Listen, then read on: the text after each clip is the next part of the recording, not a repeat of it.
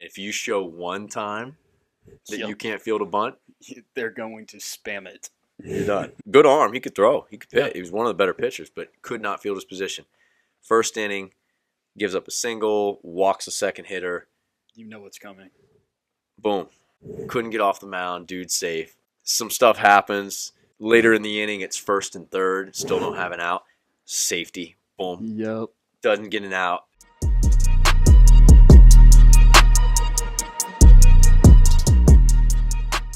Back in here, guys, in the juice box. Another episode of the Athletic Podcast Baseball Development Show. We got Joey Kooken, right-handed pitcher at Pfeiffer University. He's going to talk a little bit about all the stuff that he's had going on for the past 6, 7, 8 years. I've been training him since he was probably 16-ish, somewhere in that range, 17. Yeah. So we go back a long ways. He's got a lot of crazy stuff that's happened to him over the years. He's overcome a lot. And just to have him here, sitting here talking about college baseball is pretty special to us. So, talk to the camera, Joey, and tell them a little bit about you, where you're at right now, what you're doing, what you're studying in school, and then we'll kind of dive into story time for you guys, another set of story time. I'm Joey Kooken. I'm a right-handed pitcher at Pfeiffer University. I'm a nursing major. I just finished up CNA school because we have to do that for our clinical rounds in the upper division of our nursing program.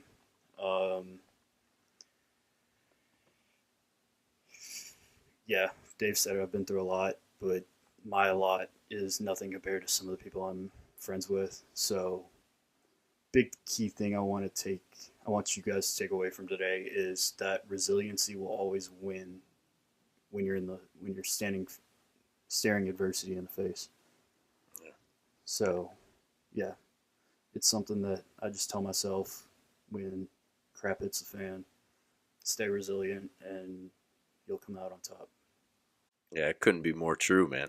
Like whether it's baseball, life, Yeah. college, all the stuff. Like you remember, man. Like Yeah. you're sitting playing travel baseball, training in the gym And then one I can't day, put weight through my left leg. right? And I still remember, and we'll get to this here in a second, guys. But I remember training with you the one night. I don't remember what we did. We probably did some jumps and some lower body stuff, and you're like, I'm really having some pain in my shin. What is? And I'm like, well, dude, you just did a full jumping workout. Like, you're probably feeling a little sore. Did you pitch? You're like, oh, yeah, I pitched the other day. I'm like, okay, probably has something to do with that. Let's see how it feels in a couple days. Was that your junior year? No, that was my senior year. That was your senior year, fall of senior year? Yep. So this goes back a few years. We were training in the gym. Joey was training with us. I was coaching at a different organization. We didn't have this facility here at that time. So we had a decent facility, and we had a good plethora of athletes in there. Yep. Some guys that you guys have seen with us training before. Matthew Turner, Brendan Park, some of the regulars that you guys see. But tell them what was going on and what actually happened when you guys dove in a little deeper. Like he was saying, around the time that I was training, I was also going up. This was like the second week of October. And I went up to Guilford College for a visit. And I was offered, that was my first collegiate offer. And when I was up there, I started experiencing some night pain. And this is where it gets important to listening to your body, knowing signs of different illnesses, injury, all that stuff. So I went up there and had a really good visit, watched their fall World Series on Sunday, and then the visit was on Monday. Come back from that visit, and I'm still having some aches and pains in my shin. The next day I have school, and I remember sleeping through half of my classes because in the pain it hurt to walk. Same thing on Wednesday. pain sleeping through classes. Thursday was the start of our fall break. And on Thursday, I remember waking up and I tried going downstairs to take some medication for a different condition. And I couldn't pull weight through my left leg. And it was swollen. Um, I just remember sleeping most of that day until late in the afternoon when I had an appointment with one of Dave's college teammates for PT for something completely unrelated. But it turned to the focus straight to my leg that day. I had Beebs would try to rub out the swelling of my foot, and it was the worst pain, or one of the worst pains I have endured. And he's like, "You need to go to the get this checked out tomorrow." So next day, I go to my pediatrician. They have no imaging. They see I have a fever. So from there, they're like, "You either need to get in with an ortho ASAP, or you need to go to urgent care." So we're friends with Spiro Karas, who's the team physician for the Falcons out of Emory, and he also works with the Braves and several other Atlanta professional sports teams. We couldn't get in with Spiro, so we went to urgent care.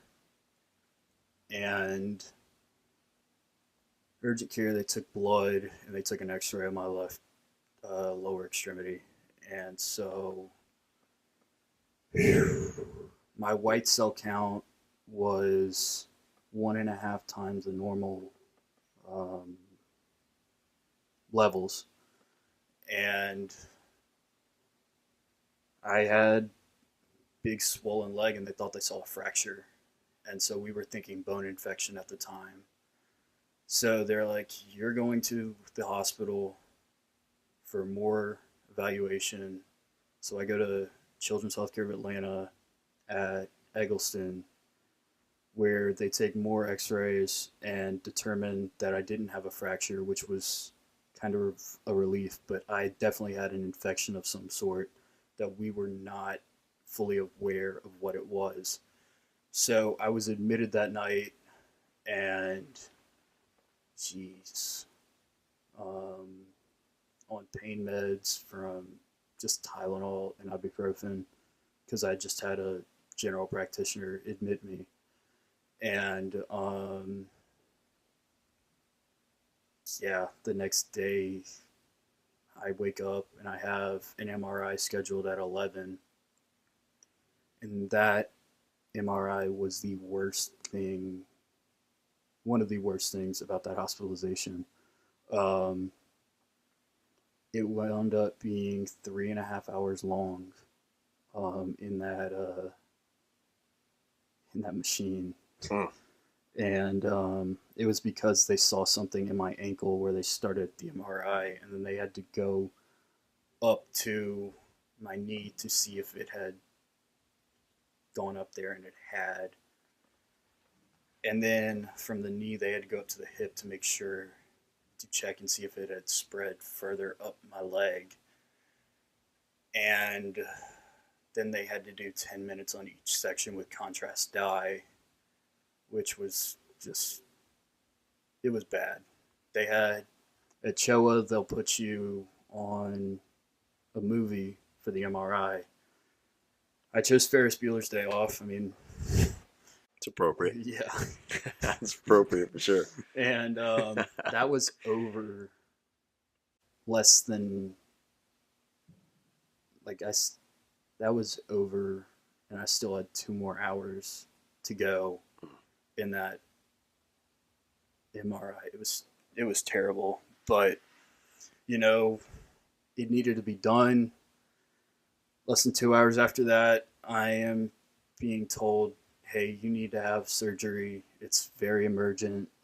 You have a 10-inch long abscess in your left tibialis anterior," which is the muscle that you use to dorsiflex your foot, which is basically bringing it up. Um, and at first, I was like, I ain't going under a knife, but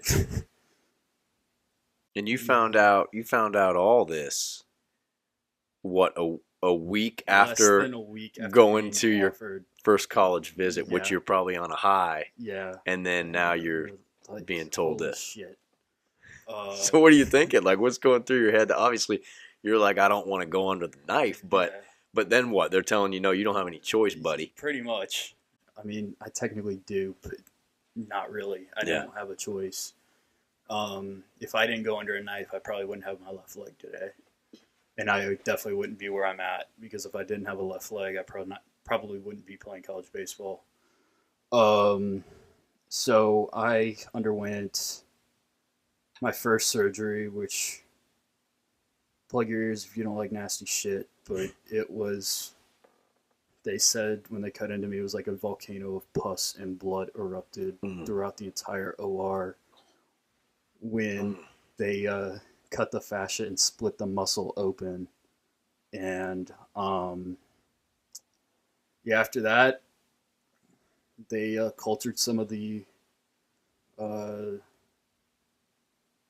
foreign, cultured some of the bacteria. And day later, we learned it's staph, um, which it's very important to keep your noses clean. Staph grows in the nose. It loves living there.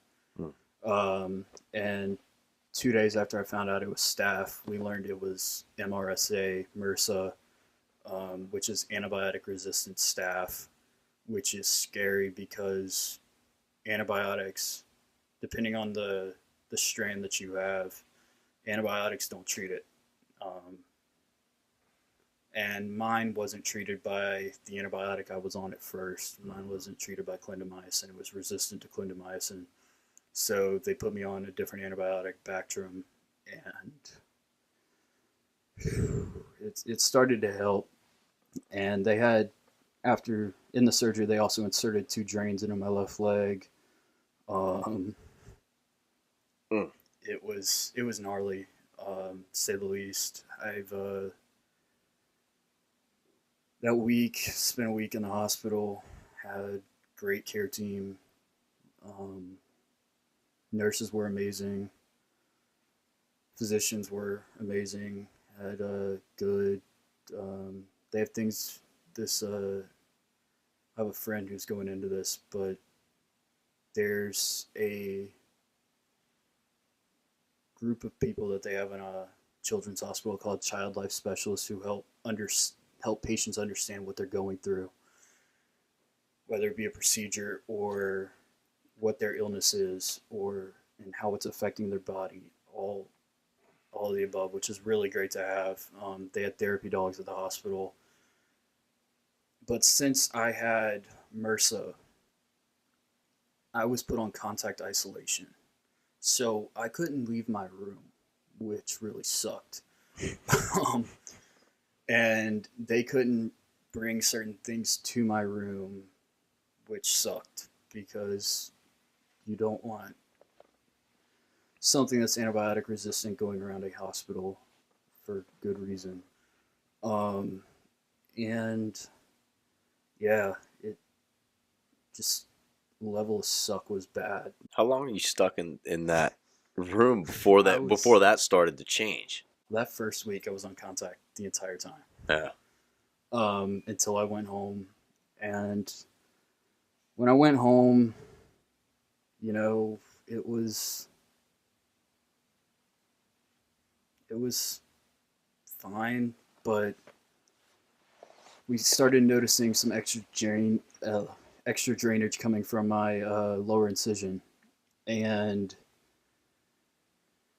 that was something they told me to watch out for. So we go back to my pediatrician. They tell me you need to go see your surgeon. So I go back to see my surgeon on Monday, and my surgeon's like, "Yeah, you're going back to the hospital, you need to have another surgery because my lower incision had dehisced. So basically, the sutures had failed and my lower incision had started to open back up. Um, so that Tuesday, I wound up having surgery.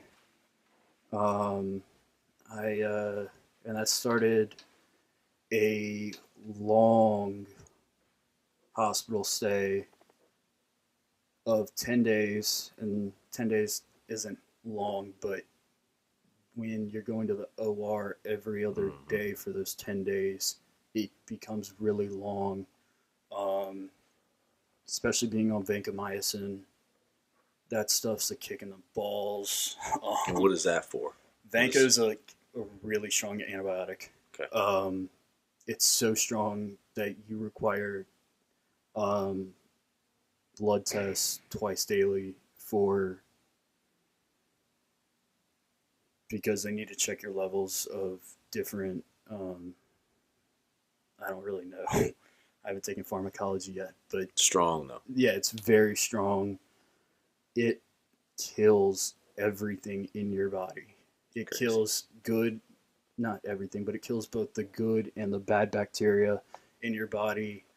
And it can leave you really susceptible to further infection. That's a big reason why they check your blood count. But yeah, after that, I had to be put on Miralax because I became constipated from all the anesthesia. And after my, what day was it? My third, my fifth day in there, we had some nurse practitioner students from Emory who came for clinicals, and they finally fought for me to be able to get out of my room. I still had to wear a yellow gown and all that, but it was fun getting out of the room and being able to have a smell of fresh air, not being stuck in a hospital room and all that. And eventually I got pulled off of Vanco, and after we told them that my MRSA was susceptible to Bactrim, so the Bactrim would actually work to kill the infection. So it was a very long hospital stay. Some of the bright spots of that stay, though, were, as I said, I'm going to nursing school, and it's because of the people who treated me that I'm going to nursing school. But I want to fly. I want to be a flight nurse. And while I was at Children's, less than 10 minutes before I had my first surgery, they took me up and let me see their helo, which was sick. It was a great distraction. But in between my fourth and fifth surgeries total, I went back up and I got to sit in the back of the helo, just shoot the shit with the flight team. And they actually got a call while I was up there, and they just opened up the doors to the helipad and just let me watch her take off, which was amazing. Dave will tell you I've gotten distracted a little bit by aircraft at times, but cool. I love flying, and that's a way I can do what I want to do and give back to people. Fly in the back of that helo and take care of people. So that was a bright spot. Children's also has therapy dogs. I had a therapy dog brought to me on my birthday during my first hospitalization, which was awesome, even though Dory was more excited about the cake they had brought me. It was great having her in there. I was her last patient, so she could go home, get a bath, and see new patients the next day. And then I had, back to this second hospitalization, I would have 3 more orthopedic surgeries, 2 by the head of the ortho program at Children's. What's the timeline on all this? Like where, like, you gave all that stuff, the Yeah. extra additional surgeries, the additional hospitalization So time. this Where was are we at now? shoot. We're late October. Okay, so this is all in the course of several weeks. Yep, and also in the first hospitalization, Turner and Graham Yintema came and visited me. Great guys. Um, but yeah, all in a few weeks. Like I get discharged from the hospital for my first hospitalization on Friday. I am readmitted on Monday night, and then I spend 10 more days in that in a hospital bed, which sucked. But yeah, it's a it was a lot. Good, don't worry about All right, it was a lot of different things going on at the same time. Luckily for me, I had my high school was literally catty corner from Eggleston, so I had teachers come by. I had friends come by from school. I had our principal come by, our athletic trainer who was a CHO employee. She was the best. She came by every night because she could get in past visiting hours. Um, Pete came by. Pete was huge for me. I played for Pete when I was working with Dave as a 17 and 18-year-old, and I played for Pete in high school, my freshman and sophomore years. He's a great dude. Um, and yeah, just phenomenal support system from everyone involved. I had my buddy who kicks indoors for the Cavs SWAT team come by.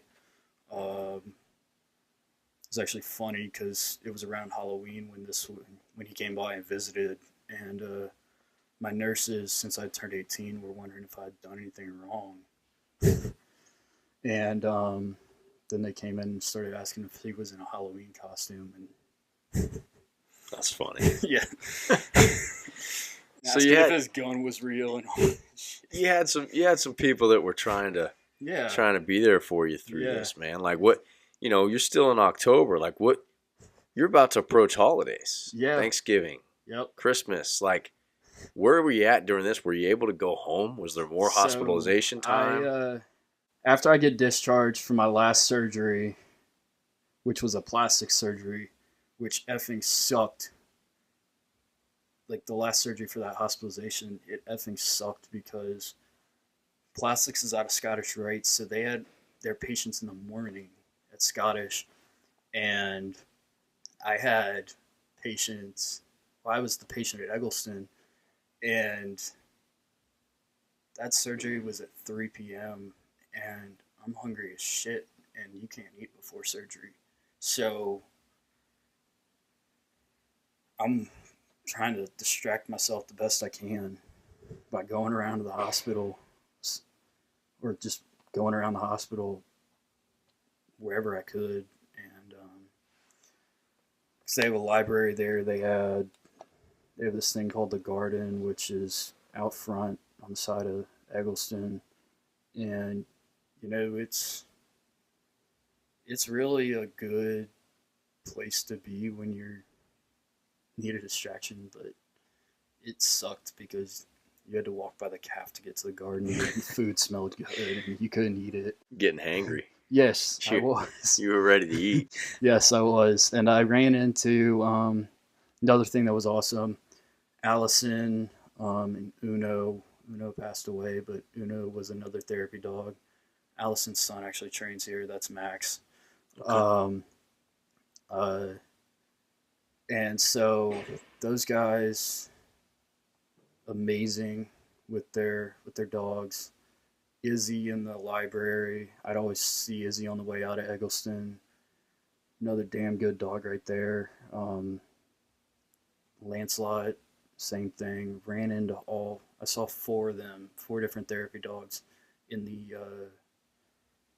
the same day that day, and it's it's a dog, but it made a huge difference, and it was a great distraction from being sick, honestly.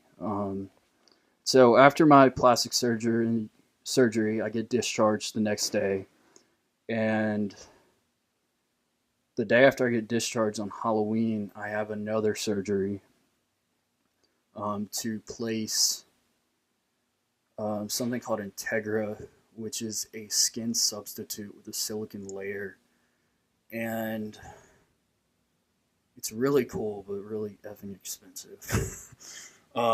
They placed that, and then I waited for like 5 to 10 days. I forget the day number exactly, and then I wound up having a skin graft. They took it from my left hip, and they put it down on the lower incision because there is a picture that Dave hates seeing of my tendon. Yep. But it's just it's bad. It's a bad picture, and it really desensitized me to trauma. It's another reason why I'd be a nurse. But there's some things in there that show you how bad I really was. But dude, the skin graft, it went over smoothly. I was admitted for observation that night. And they stuck a wound vac on me. Again, I had it in me during the for second hospitalization. But they stuck the wound vac on the skin graft site to keep fluid moving through that area and not letting fluid become stagnant. And the next day, I got my discharge orders at 10 a.m. But we saw that at Scottish Rite, they have this thing called the Zone, which is they have like a mini basketball court. They have, gaming consoles. Just a really good area to distract yourself if you're really sick. And we went down there, and two guys from Georgia Tech baseball, Danny Hall's son, came, and I forget the other dude. I get confused with if it was Colin or Carter Hall who came, because I'm bad with names. And so one of those guys came by and got to hang out with them, shoot the shit with them. And then after that, Oglethorpe University baseball came by, got to shoot the shit with those guys. And the last surgery I had, this would be number 9, was to remove the wound vac and to irrigate the top of the skin graft. And so after that surgery, so here's a funny skin graft story. So the night before the skin graft, I was scared shitless about it. And so I stayed up and I watched the World Baseball Softball Confederation's like 18U World Championship over in Tokyo. So I watched the U.S. beat Japan for the gold, and I watched Korea beat... Shit, who did Korea beat? I forget. Korea beat somebody for the bronze. And my anesthesiologist that day was Korean, and I was on First Ed. So I was up in the clouds, and as soon as I get in the OR and see my anesthesiologist looks Asian, I'm like, "Are you Korean?" He's like, "Yeah." So I just tell him that Korea won the bronze. He didn't give two shits and put me to sleep. At least you weren't talking crap to him. Like, we just beat your ass in the... Yeah. Like at least they won. At least he's like, all right, cool. Yeah. And so, but after that final surgery, I woke up like a bat out of hell, started dozing off, and I hear come down to the zone and meet the North Georgia baseball team. And that was really cool. Because as soon as I heard that, I just woke right back up and I was like, let's go. And I got to throw the football with those guys in my wheelchair. Got to hang out with Eddie Perez's son. Guy from Savannah Bananas, Bill Leroy, was there. Those guys were top of the class act guys. Get to relate to them, learn about what it's like. Today at Pfeiffer, I'm trying to push for us to go to Atrium Health and Levine Children's Hospital and try to go visit the patients, because when you're sick and someone like can be an actor, actress, musician, sports team, athletes, doesn't matter. When they come by, it doesn't make you feel like you're sick. You feel like a kid, and that's one of the most important things that you can do. And so when I see guys go visit the hospital, it just brings joy to me, because I understand what it's like to be a kid in that bed or in a wheelchair or be hooked up to 3 different drugs through an IV drip. It's a really powerful thing that people think, oh, good for them, they're doing their community service. It's more than community service. It's making an impact on the kid's life. So Need that interaction. yeah, you do. Need that interaction. And so after that surgery, go home and started having to do wound care on myself. And this is after 9. You had 9 surgeries. 9 surgeries over 6 weeks. That's the extent of this. And so the skin graft, it took partially, but it wouldn't take fully, which was annoying. So I had to start putting silver nitrate on my leg. I had to put Aquaphor on it, silver nitrate and Aquaphor after every night. Had to shower, and as soon as I got done showering, I was cleaning that leg. And silver nitrate, it burns. It burns because it burns. It literally cauterizes your skin and tissue. So it sucked, but as I got more used to it, it started to not hurt as much, and finally took about, I think my skin graft fully closed around Christmas, New Year's time. Yeah. Because they put me on another dose of Bactrim, because my plastic surgeon thought that there could still be some residual staph on the outside of it, making it not really possible to close. And so, yeah, after that, I get that thing all closed up, and so now you're heading into really well. like what's about to be your senior year baseball season, right? And so I'm working with Beebs, trying to rehab, and Beebs would help a little bit with the wound care, because he had to look at it and make sure that there wasn't an infection in it too. I mean, that's his responsibility as a physical therapist. And I was a little hesitant at first, but you gotta trust your care team. If you don't have to trust your care team, they can't help you. And so going through all of that really helped me understand that trust right there. So after going with Beebs, I was finally able to put on 2 shoes and walk for the first time Christmas Eve, which felt like my Christmas miracle. Oh, yeah. But I finally get cleared to start throwing off a mound.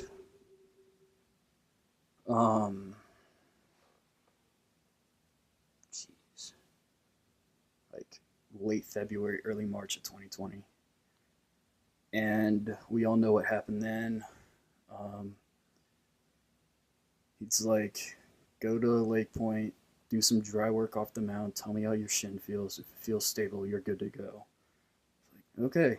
So, felt stable. We get on the bus after that game, and everybody's phone starts going off about how the NBA is shutting down. And after the NBA shut down for 2020, everything shut down. And that was a gut punch, because I didn't get to play a single game my senior year of high school. hell, the last game I got to play at Druid Hills was 5.5 hours away down in Cairo, Georgia, in the state tournament. So not being able to play my senior year sucked. School wise, you got to fight for yourself. Teachers expect you when you're back in school. They expect that you're going to be your old self, but honestly, what I went through was really traumatic at the time, because I went from not knowing if I'd have a left leg to being on a table getting sliced and diced for Yeah. 9 times, and teachers, some of them understood, some of them didn't, and you really got to fight for yourself with those who don't understand. And yeah, you got to use your resources at your school. Assistant principals were huge. School nurse was huge, because she worked. She's seen it, and yeah, just you got to fight for yourself. Because I had a professor that told accidentally copied my mom on an email saying that she had given up on me, and that before all the COVID shit happened, that really motivated me just to say, oh, fuck it, she doesn't get it. I'm just gonna go and do whatever I have to do. And I passed a class. I don't know how, but So this is your second semester of your senior year. Yep. 2020. COVID-19 had made its way to Us. us. We were dealing with it. Nobody really knew what to do. What the Some hell people was are going sick. on? Some people are not. Some Some people are caught it. pissed. Some people are worried about other stuff. And Yep. it's like, okay, so no baseball that year. Nope. School was different. Yep. School was already different for you because of what you were dealing Yep. with. You know, like, We go to these virtual days and we're not even getting lectured anymore. Right. It's just, hey, do this assignment. sure. Teachers hadn't really understood like how the virtual lecture happened, and you know, I'm not really even a big fan of virtual lecture, because it's hard to focus. It's hard to interact with your professor, and yeah, school just sucked that second semester because of all the infection. Yeah. Literally. By the time you got to May, like, you know, when you get to May and it was graduation time, it was virtual. I was going to say, was that even, It was virtual. so that didn't even happen like normal? Nope. Signing day was virtual. When did it sink in, like for you, you're talking signing day, you're talking graduation, all stuff. When did it sink in that, oh, you know what? There's a little bit of silver lining here because I'm still going to college to be a college pitcher. Because I'm sure for a while you weren't even thinking about that. No, I wasn't. You can't. When you're in the fight for your life and limb, you're not thinking about that. Right. You know, when it started to sink in was when we started having travel ball practices. It's like, okay, we really got to get back to work, because I can't show up there not in shape for what we got to get done. And, you know, it really sunk in after my first outing. And it was a save opportunity because I'd closed for Pete. It was a save opportunity against some team that wasn't really skilled, but you know how PG tournaments are. You're going to get good teams, you're going to get bad teams. Mm-hmm. And we're going to struck out 2 of the dudes in that, got a save in an inning and a third. And it was a very emotional, it was an emotional roller coaster. Getting ready in the pen, I was like, holy shit, can I do this? And then getting out there, getting the first hitter out was huge. That first out is huge. Regardless of infection or not, if if you're a pitcher, getting your first out is huge. Greg will attest to that, um, because it kind of settles you down and gets that adrenaline kind of still have it, but it's not like you're really worked up and jittery and everything. It kind of slows the game down. So getting that first out, it was like, okay, I can do this. Second out, even more confidence. Third out, more confidence. Then having to run back out there, I mean, more and more confidence. It was a confidence building summer for what I'd endure in the fall at Guilford College. And, you know, Guilford, let's move on to there. Guilford was, best way I can describe Guilford that year is it was a shit show for me. There were some things, I mean, again, it was COVID. Stuff was different.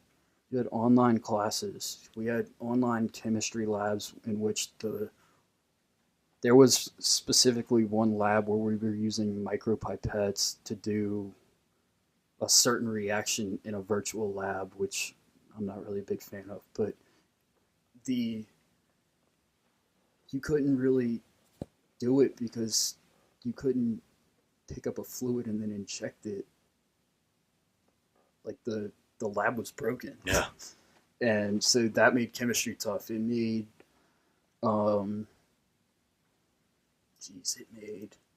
made sports tough. We couldn't really work out. We couldn't go in the weight room. Training and stuff. What was that like? Yeah. We weren't allowed to go on the field because of COVID. Like, the athletics department was just shut down for like the first,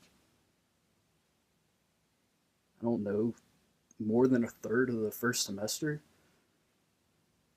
And then they're like, okay, basketball's coming up. We gotta start allowing guys to do things. And that fall was, wasn't really productive because we weren't throwing pins. We did scrimmages with a pitcher just being a defender. And that was frustrating because we're not there just to play defense. I mean, yeah, you gotta play defense, but we're there to be the offense on defense. We're there to throw the ball in the zone and get guys out. And we were just standing there like you would in, coach pitch, fielding a ball and going to where you needed to go on backups and all that. And we didn't throw pins that much. We only inter-squatted once over 2 days where they split the pitchers in two. So also we got traced to COVID because one of our teammates had tested positive on a test. And he had it in the summer, and it was just the residual dead strain in his body. So we had to quarantine. Quarantine was ass. They put us basically in a room, in an apartment-style dorm room with one bathroom, no soap, no toilet paper. It was worse than the hospital. Yeah, it was. That's worse than the hospital, man. They didn't let you know when your food got there. Yeah. So squirrels would get your food before you would.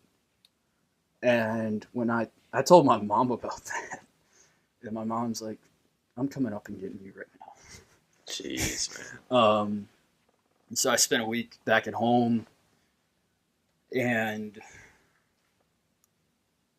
after that, got back up there, and first semester was kind of, I realized I had to drop some courses because it was too much for me at that time. Yeah. And so yeah, it was just a really sucky year. Tough fall, tough spring too. Yeah. Spring limited time, or better. did you get to pitch? Did you get some innings up there? Spring was better. I only got one appearance. Okay. but you know, it was a very frustrating spring, and it was better because we were playing baseball, but at the same time, baseball wasn't the baseball wasn't going well. Yeah. I think we won 2 games that year in a conference only schedule. So I think we went 2-18 or Hmm. 2-20. Um, got our head coach showed up to practice drunk several times, and he'd leave and he'd go pick up his daughter from elementary school while he was under the influence. Dumbass. He he wasn't really checked into our program anymore. And Yeah. it was very frustrating. After that year, I mean, I reported it after our season got done because I didn't want to report it mid-season because that's we needed to just focus on staying together. But I reported it after the season, and I think he resigned after after I reported it, but I'm not sure the reason why he resigned. Yeah. But so yeah, after that season, I got to pitch against Lynchburg in a game where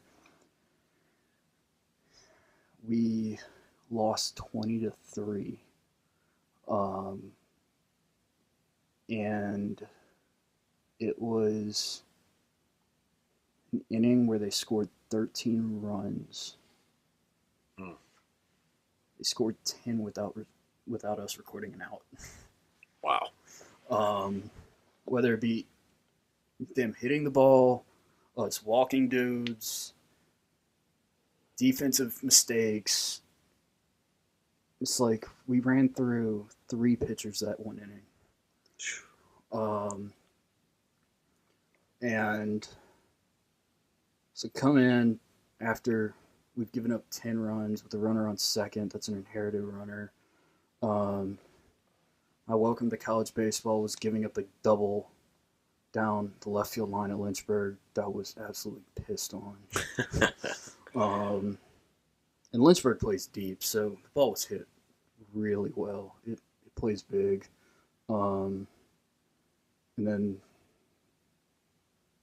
I settled down a little bit, got that first hitter out the way, get a ground ball to our shortstop. Can't turn 2 on it, which would have been really nice. And just kept finding ways to get weak contact, and finally got a dude to fly out. Would have been gone if it was hit down the line, but he flew out to left center, which is their deepest part of their ballpark, and yeah, got my job done, and yeah, that was my freshman year. Yeah. Another cool opportunity I did have though my freshman year was during winter break. I was able to shadow BB, who's a PT, my PT, and that allowed me the opportunity to get a work study in the athletic training office. And so I got to assist on um, doing COVID tests, got to observe some triage when guys would get injured playing sports, when obviously I didn't have practice. So my work study was butt ass early in the morning. When football would have a 6 a.m. practice to 8, I'd be up, meeting at the training room, waking up at 5:30, go to the training room at 5:45, going to practice, then after practice going to get breakfast and then going to class. But it was a really cool experience to be able to, it's not nursing and that's really what I wanted to do, but it was something where I could help. It was my first real introduction to healthcare. Um, and it was a really fun opportunity. And it helped me mature. It helped me grow some discipline. Of, hey, you got to get up at 5:30 this morning to go get some money through work study. So yeah, freshman year was it was essentially hell in a handbasket with a few bright spots, but After my freshman year, we went to, um, I played for the Marietta Patriots of the Sun Belt League. Got some work in there. Um, Played with a few other guys that train here. Travis Hammond, um, Turner was there, a few other dudes. Um, that was a good experience. Um, got good innings in, but one of my favorite things about that was giving back. We hosted a children's night where we raised some money. I think we raised like $250 for Children's Healthcare of Atlanta. We had Brock's throw out the first pitch. Um, Brock's trained with Dave and I when we were playing travel ball, and Brock's was diagnosed with leukemia the day after my sixth surgery on November 1st, which was, again, making you feel like you're not really going through anything because you're on the upside of they've confirmed that you won't lose your leg and you're working to just close up a wound now. And your buddy's just getting diagnosed with cancer, and it was a kick in the nuts for sure. But Broxy's doing better. But yeah, Brox threw out the first pitch. Allison and Max came out. Nuno, um, and a few other people from Children's. My athletic trainer came, um, and it was great giving back to those guys because they love taking care of people. Children's loves taking care of people. So yeah, it was just a really great experience.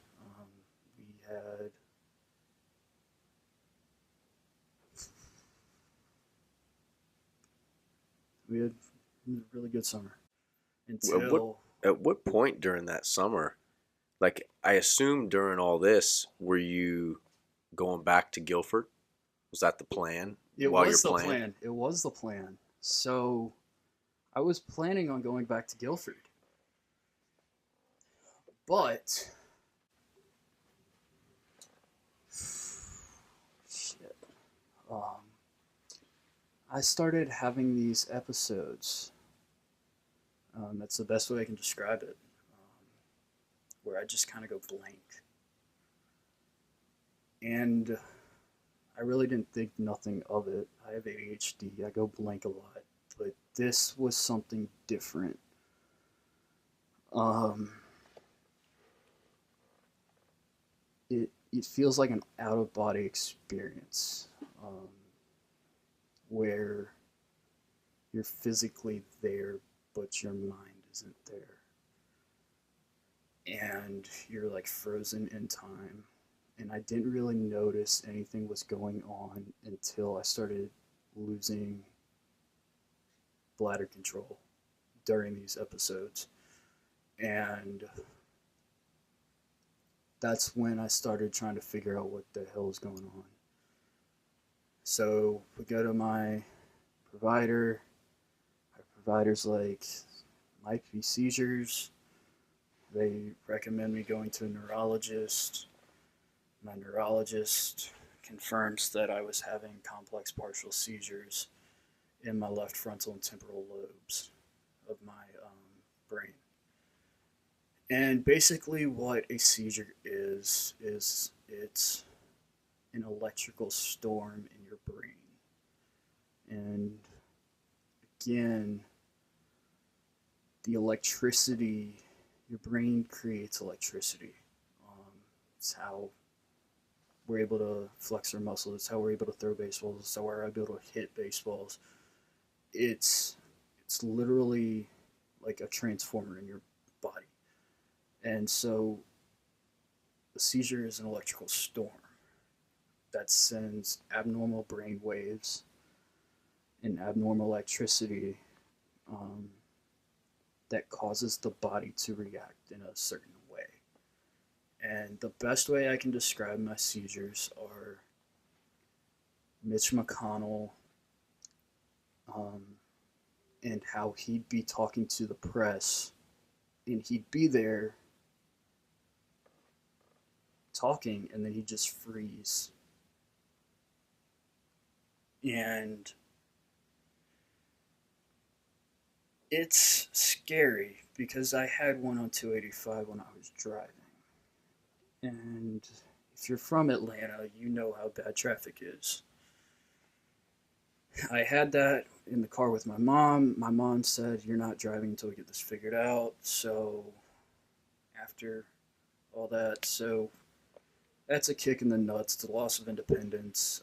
There's a lot more that goes on. The medication kicks you in the ass.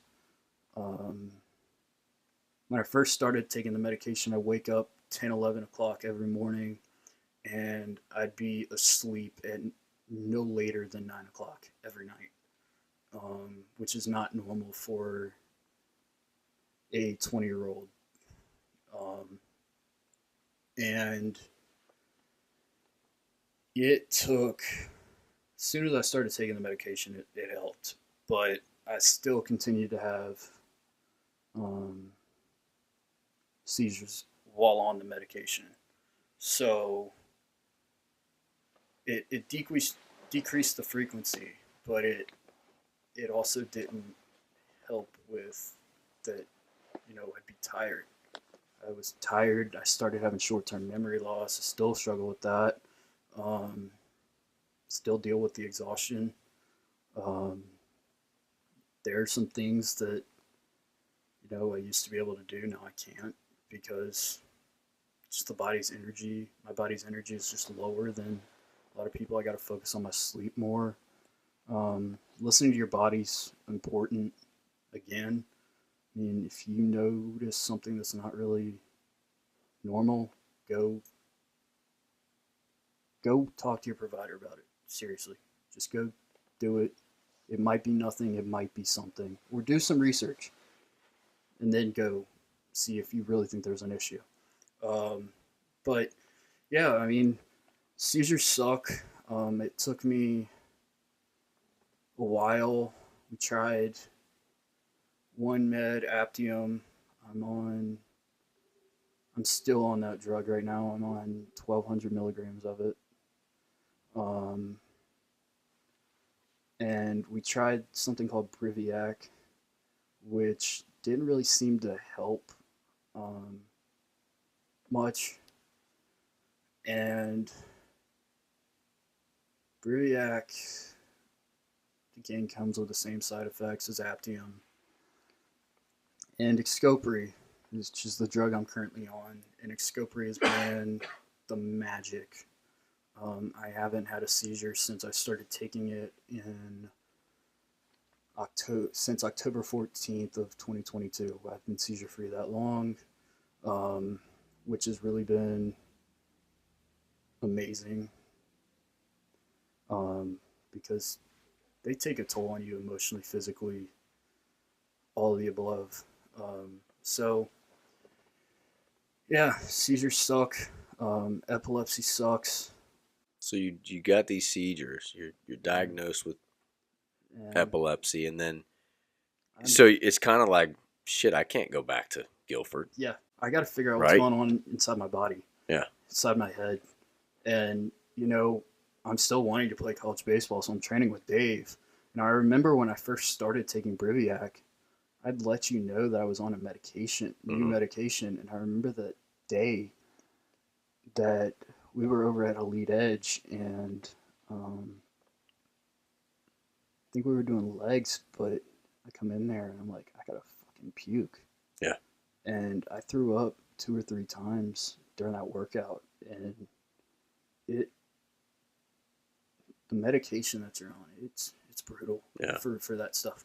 But you got to keep going. You got to keep pushing and going through when you really want something. Right. Um, so I had to really keep going and training with to keep the dream alive of me playing college baseball because I wanted to do it. And it's the reason I want to play college baseball is because I want to play college baseball for those who can't because of a certain medical reason.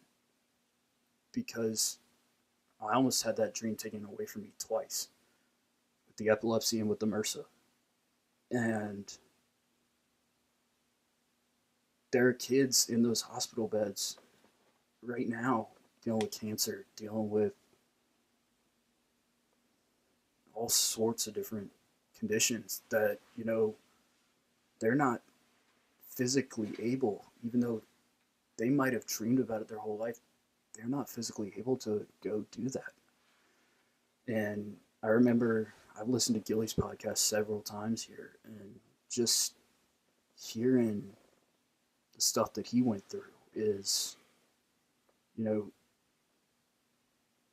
playing through that and being a cancer patient, number one, and trying to still keep a dream alive of going and playing at the collegiate level.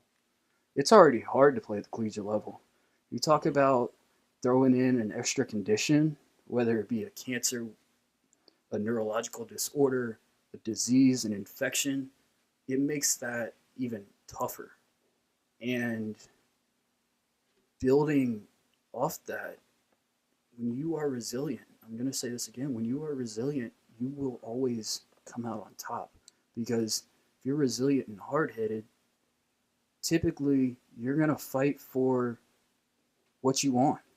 And when you fight for what you want, the more you fight and the harder you fight, even when you feel like the world is against you, you can do some really crazy things in your life, whether it be on the field or off the field. You can do some really crazy things and really good things with your life. So working with Dave through the epilepsy was, it was a good thing because I was able to throw, I was able to come in and lift, I was able to, get out of the house, get my body moving. But it also gave me a little bit of an escape to say, hey, screw what's going on outside. I mean, shit, if you have a seizure, you have a seizure. But if you got to do something, this is a great time for you just to focus on what you need to do to keep your dream alive. And that's really what I wanted to do. It's a dream. And because a good friend of my family, Randy Mazey, just said, he was the head coach at West Virginia. He said he tells parents the staggering odds of your kids playing baseball past the age of 21, past your birthday at 21, and it's 0.5%. It's a special breed that takes to play baseball past, in college. It's funny how, like, ironically, that's the age you were at, too, when it was after all of this. Yeah. 9 surgeries, epilepsy, not being able to drive, skin grafts, all this stuff. Now you're 21 and you're having to climb back to college baseball. And guys, like, I can speak on this, like, from a training perspective, as a pitcher, trying to build up arm strength and velocity and conditioning and resiliency with the arm again is already hard enough. But then you walk into the gym and you realize, man, my deadlift is 100 pounds lighter than it was. Mm-hmm. Running a sprint gets me winded. I'm throwing up in the bushes after doing a set of dumbbell bench. Yeah. Like, that stuff is really hard. So we had to fight through it. It was a grind. It took time. It didn't happen overnight. Oh. At what point did we, because me and you had these conversations, at what point did we realize, okay, we're close, is it worth it? And now we're to a point where we're close enough, hey, let's start to make a move and make a push. And what did that look like? It was you and Dale. I knew that I could do it since the game I pitched at Lynchburg. That already instilled confidence in me. Yeah, I might have given up a double off the wall. Who gives a shit? I was able to come in and put a fire out when none of our other guys in that inning could put a fire. And just that little confidence. Yes, I might have given up 3 runs that outing, but I was able to see that I was able to get weak contact, which is great if you're a pitcher. You don't have to strike everybody out. Let them hit the damn ball. Let your defense work for you. You can't be mad. You can't be mad at yourself if you do your job and somebody else makes an error. When I realized that I can do this, it's like, all right, let's start pushing forward. And with Dale and you, I was trying to do the whole email coaches, give them numbers and all this stuff. And Dale's like, you gotta fight for yourself. You can't just be sending people numbers. You gotta say, hey, I'm wanting to play. I'm wanting to do this at your school. Looking at this degree. I'm looking for,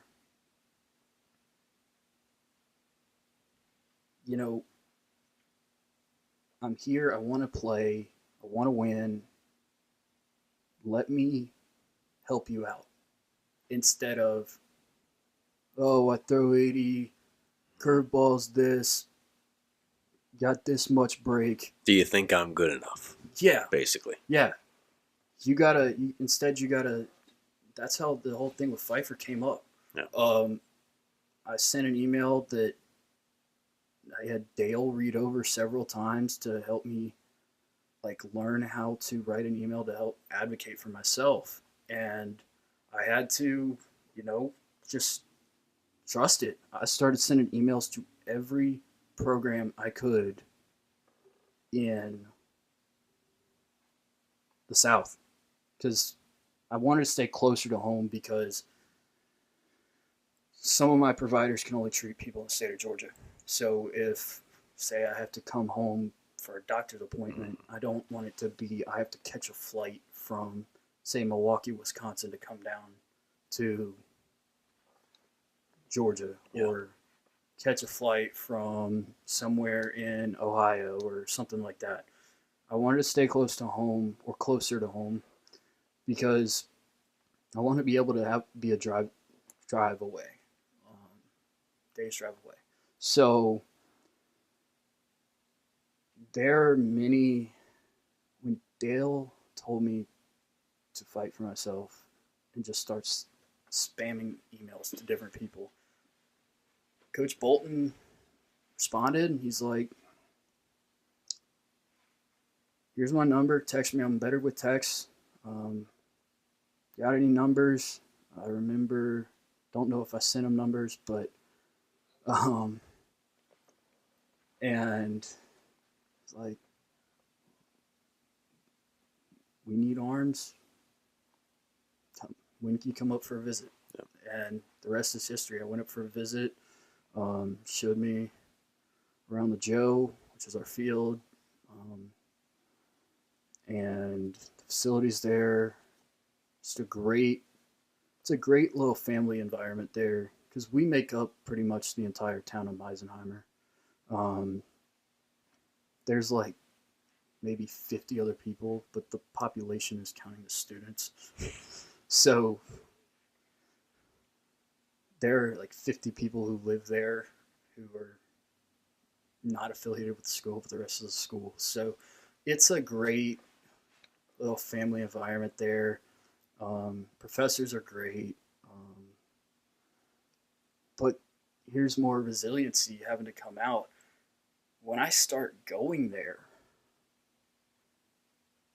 it's oh shit, I gotta go back to school. I have to go back to, I have to start maintaining my body on my own. I won't have somebody like Dave or Greg to go see. I have to start doing all this. And we have some really good guys on our team who unfortunately were seniors, so they're gone. But we had some really good dudes on our team. We have some younger guys now. They're stepping up, but they were able to help us stay mobile, stay stable through our fall. Um, some of us were, of course, less mobile. Some of us were more. That was a big thing we tried to hit in our winter training, um, because a lot of we had 3 dudes in the fall with arm injuries, and they were labrums, so not really, and one TJ, so not really good, and that can be fixed with being more mobile, being more stable. So we really tried to hit home on that. We had one of our players' brother-in-laws, who's the strength and conditioning coach for what's the minor league team in Winston-Salem? Yeah, he's the strength and conditioning coach for the Dash out of Winston-Salem, and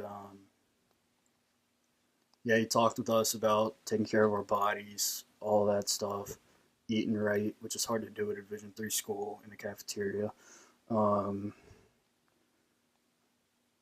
And you just got to find little ways to help yourself out. And then you're dealing with I'm still dealing with the side effects of the medication. Still haven't had a seizure, but I'm still dealing with the side effects of the medication. So it was another adjustment. And, when you're dealing with these adjustments, when you're dealing with some adversity, and you're resilient in that adversity, is where we learn our biggest lessons, along with our failures, because failures can be adversity. And it's a really good thing for you to deal with adversity head on and be strong through it. It's okay to show emotion, but be strong with just be strong through it. Your battle. Yeah, be strong with your battle. Everybody has one going on. We all don't know what everyone's dealing with. It might not be a health-related battle. It might be something going on at the house. It might be somebody with a job. It might be, hey, I'm not playing that much. You just fight your wars, dude. Fight your battles, win your wars. You might lose one day, but if you keep on fighting, you're going to win. And sometimes just be a hardhead.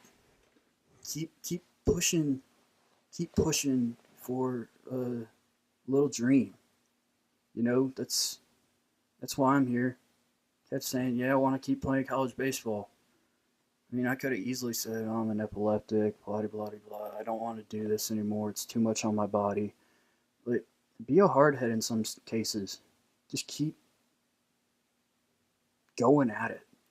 And it's a really powerful thing to be resilient in the face of adversity.